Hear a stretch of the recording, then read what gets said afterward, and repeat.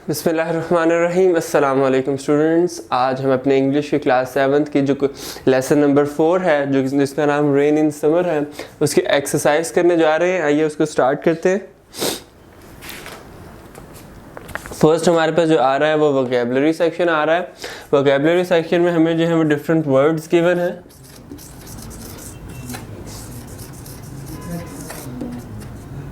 Vocabulary section में हमें different words given है। फर्स्ट क्वेश्चन में एक टेबल बना हुआ है, उसमें हमने क्या करना है, मैच करने हैं उसके मीनिंग्स, यानी कि किसमें से देख के जो हमारे पास जो चैप्टर गिवन है उसमें से देख के हमने उसके मीनिंग्स लिखने हैं।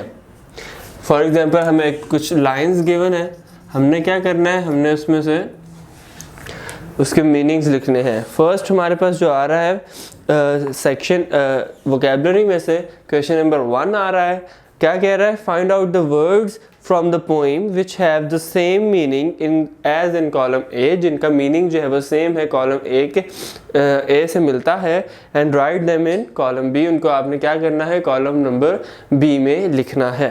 फर्स्ट हमारे पास आ रहा है मेक्स रिपीटेड शार्प साउंड। इसके आगे हम क्या लिखेंगे? सेक्शन ए है ये हमारे पास। फर्स्ट हमारे पास आ रहा है मेक्स रिपीटेड शार्प साउंड। ये बनेगा हमारे पास, जो इसका मीनिंग बनेगा किसमें से देखना है हमने, that have the same meaning as in column B. Find out the words, हमने फाइंड आउट करने हैं वर्ड्स किसमें से, अपनी पोइम में से, और उनके आगे इनके जो सेम मीनिंग्स हैं उनके आगे वो वर्ड्स लिख देने हैं। फर्स्ट हमारे पास आ रहा है makes repeated sharp sounds means chatters.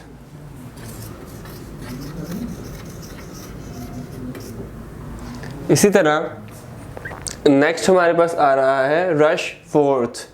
Rush fourth, rashes fourth.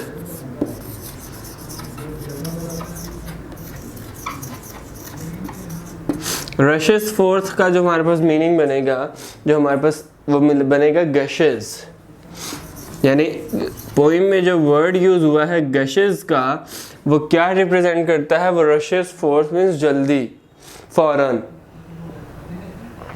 Next आ रहा है as hot as fire.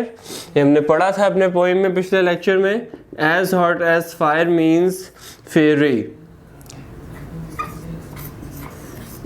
Answer क्या है इसका? आंसर है फेरी। नेक्स्ट हमारे पास आ रहा है the hard part of the feet of the horse, यानी कि हमने पढ़ा था और घोड़े के जो पैर हैं उनको क्या बोला जाएगा, उनको हूफ बोला जाएगा। तो इसलिए हम क्या लिखेंगे फोर्थ पे? फोर्थ हमारे पास जो आंसर है वो है हूफ। फोर्थ हमारे पास जो आंसर है वो है हूफ। क्या लिखेंगे हम? हूफ किसके आगे लिखेंगे? The hard part of the feet of horses, उसके आगे हम लिखेंगे हूफ। अब हम मूव करते हैं अपने पार्ट नंबर बी पे। पार्ट नंबर बी पे भी हमें कुछ जो है वो सिनोनिम्स लिखने हैं, कुछ वर्ड्स के जो हमें वर्ड्स गिवन है। आप इनको नोट डाउन कर लीजिए। हमें कुछ वर्ड्स गिवन है, उनके हमने क्या करना है, सिनोनिम्स लिखने हैं।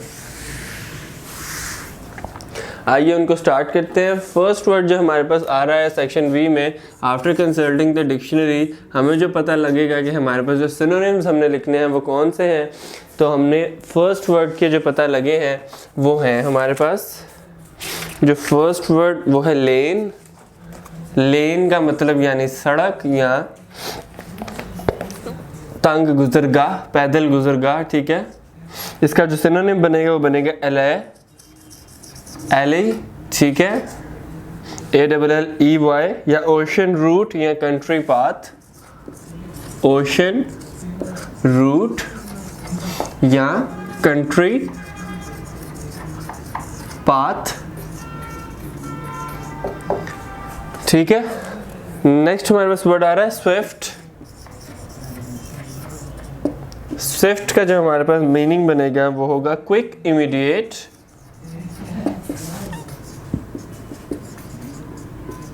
क्विक या इमीडिएट मीन्स जल्दी, फौरन, ठीक है।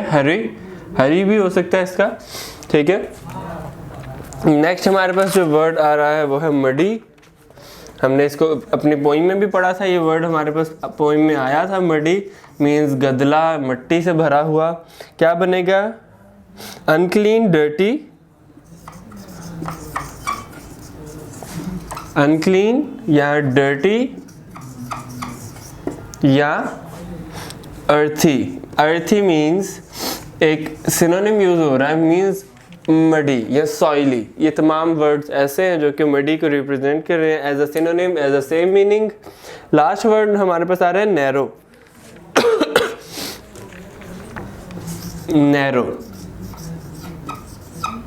नैरो का जो वर्ड है वो हमारे पास एज अ डिक्शनरी कंसल्ट करने के बाद हमें मिलेगा, यानी शॉर्ट और रिस्ट्रिक्टेड। शॉर्ट और रिस्ट्रिक्टेड बनेगा।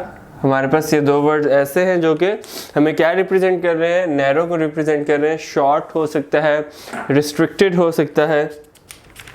या हमारे पास एक वर्ड था लेन, जिसको तंग भी बोला जा सकता है, तो वो भी क्या बनेगा? नैरो। ठीक है, ये तमाम वर्ड्स थे हमारे सेक्शन नंबर बी में। अब हम जो है वो मूव ऑन करेंगे अपने सेक्शन नंबर सेकंड, जो कि हमारे पास reading for the comprehension passage आ रहा है, उसको हम मूव करते हैं उस सेक्शन के ऊपर, जिसमें हमें क्वेश्चन आंसर्स गिवन है और हम इनको सॉल्व करेंगे। फर्स्ट जो हमारे पास क्वेश्चन आ रहा है वो है व्हेन डज हम पार्ट नंबर बी को स्टार्ट करते हैं, fill in the blanks. Question answers जो है वो हम सेपरेट लेक्चर में आपको करेंगे। फर्स्ट हमारे पास जो फिल इन द ब्लैंक्स आ रहा है पार्ट नंबर बी में वो है how it clatters along the dash, how it clatters along the roof. Part number B comprehension, reading for comprehension passage में से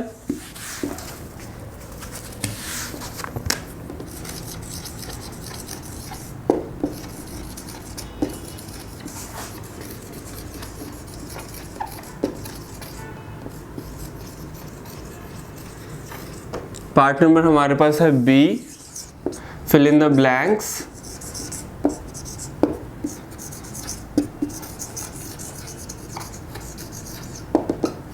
फर्स्ट हमारे पास जो आ रहा है वो है how it clatters along the dash, how it clatters along the roofs. First का जो हमारे पास आंसर है वो है रूफ्स। नेक्स्ट हमारे पास आ रहा है like the dash of hooves, like the dash of hooves. क्या हमें पोइम से मदद मिलेगी इसको सॉल्व करने के लिए? हमें मिलेगी कि पोइम में वर्ड था ट्रैम्प, TRAM, ट्रैम्प। क्या वर्ड था? ट्रैम्प। नेक्स्ट हमारे पास आ रहा है how it dash and struggles out, how it gushes and struggles out.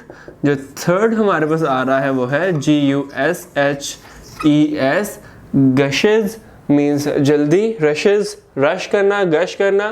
क्या मतलब? यानी कि जल्दी करना।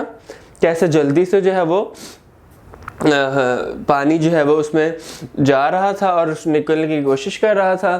From the throat of the dash overflowing spout, ये भी हमने पोइम में पढ़ा था। तो फोर्थ हमारे पास जो है वो है ओवरफ्लोइंग।